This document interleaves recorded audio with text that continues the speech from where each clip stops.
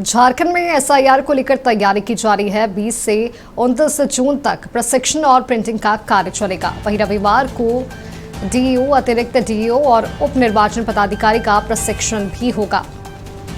30 जून से 29 जुलाई तक बीएलओ घर घर जाकर मतदाताओं का सत्यापन करेंगे।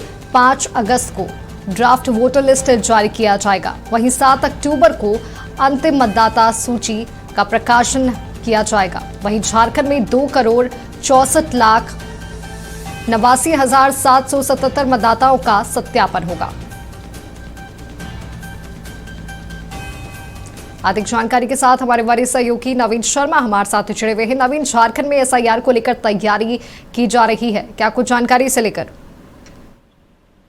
देखिए, एसआईआर को लेकर के जो तैयारी है वो लगातार चल रही है और इस बीच आज से अगर देखा जाए तो जो प्रशिक्षण का जो कार्यक्रम है, यानी कुल मिलाकर तो ये कह सकते हैं कि जो 20 जून से जो डीईओ हैं और इसके अलावा अतिरिक्त डीईओ हैं, साथ ही उप निर्वाचन पदाधिकारी हैं, इनका प्रशिक्षण शुरू होगा।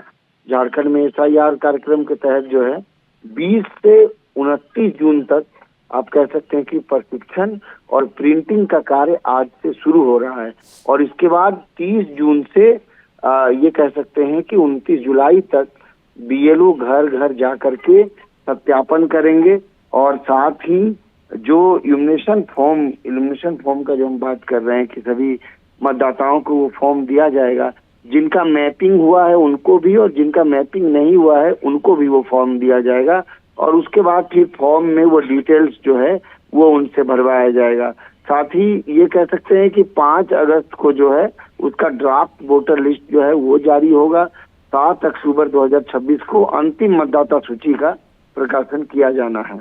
कुल मिलाकर के ये कह सकते हैं कि 2 करोड़ से भी ज्यादा, 2.5 करोड़ कह सकते हैं कि 2.5 करोड़ से भी ज्यादा मतदाताओं का सत्यापन जो है वो हो चुका है मैपिंग के माध्यम से।